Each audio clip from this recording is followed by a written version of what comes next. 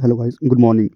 Welcome back to my channel 365 days with Samik. তো guys চলে এসেছে একটা সকাল সকাল নতুন ব্লগ নিয়ে। তো গাইস আমি কোনোদিন এত সকালে উঠে দোকানে আসি না। তো আজকে বাবার স্কুল ছিল, তাই জন্য আমি সকালে উঠে দোকানে এসেছি। আর গাইস তোমরা কেউ এখনও বলোনি যে আমার দোকানটা কীরকম হয়েছে বা কীরকম সাজানো হয়েছে।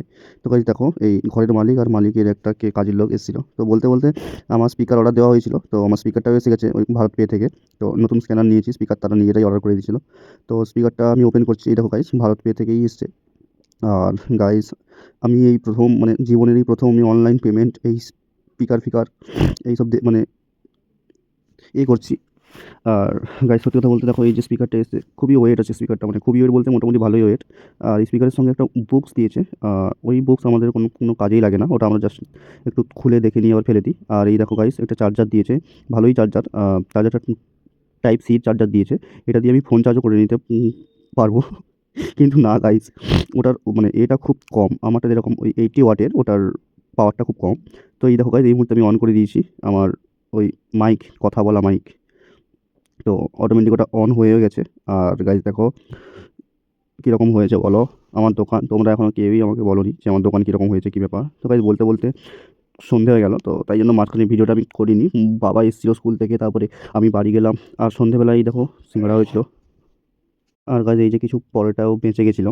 আর ভাবছিলাম এই পরোটাগুলো খাইয়ে দেবো, আমি যেরকম বলি সেরকমই কাজ। আর গাইস সত্যি সত্যি আমি পরোটাগুলো আমাদের ওই কালীকে খাইয়ে দিলাম, ওই জনকার কালীকে, যাকে আগের দিন বিস্কিট দিয়েছিলাম। আর কালীকে খাইয়ে এসে দেখি দোকানে চলে এসেছে সৌরভ কাকু পুরো তার গ্যাং নিয়ে। তো সৌরভ কাকু এসছে, সৌরভ কাকুর মেসো বা কাকা কেউ একটা হয়, ওই সম্পর্কের মধ্যে হয়। আর ও হয় সৌরভ কাকুর ভাই, ওই যে রেড কালারের আর ব্লু কালারের সোয়েটার পরে। আর আমি তো খুব এক্সাইটেড, সৌরভ কাকু এসছে। তো গাইস বলতে বলতে অনেকটাই অন্ধকার হয়ে গেল, অনেকটাই রাত হয়ে গেল। আর বাবা আর আমি করে ভালো করে মোছামুছি করে দিচ্ছি, যেহেতু বাড়ি যেতে হবে। খুব ঠান্ডাও পড়েছে আমাদের এদিকে, কম করে হলেও তো 16-17 ডিগ্রি বা আরও কম, 12-13 ডিগ্রি কম করে। তো তার জন্য গাইস তাড়াতাড়ি দোকান বন্ধ করে দিয়ে আমি বাবা করে চলে যাব। তো আর দোকান বন্ধ করতে যাচ্ছি, এই দেখো গাইস একজন এসছে, এই মাল নেওয়ার জন্যই এসছে। তো ওকে মিষ্টিগুলো দিয়ে দিল ভাই, দিয়ে ঘর ঝাঁটিয়ে দিল। আর বাকি আমিও একটু ভিডিও করে নিচ্ছি। এই যে যেহেতু আমি ঠিকঠাক করে রিলস ছাড়তে পারছি না, ঠিকঠাক করে আমি ভিডিও করতে পারছি না, তো গাইস তার জন্যই আর কি যখনই সময় পাই একটু একটু করে ক্লিপ করে নিই। আর এই দেখো গাইস আমিও ধূপ দেওয়ার জন্য হাত পা ধুতে চলে এসেছি, হাত পায়ে জল দিতে চলে এসেছি। জল দিয়ে এসে দেখি একজন এলো আবার গেল, এলো মিষ্টি আছে কিনা জিজ্ঞেস করলো, আবার চলে গেল। যাকগে, এখন নতুন দোকান, অনেক কাস্টমারই, অনেক খরিদ্দারি আসবে।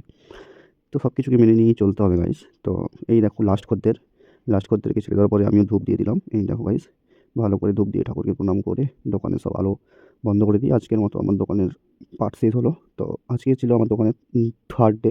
তো গাইস চলো আমি এক মাসে কত টাকা ইনকাম করি দোকান থেকে সেটা দেখাবো, দিয়ে আমি আর বাবা চলে গেলাম বাড়ি। টাটা।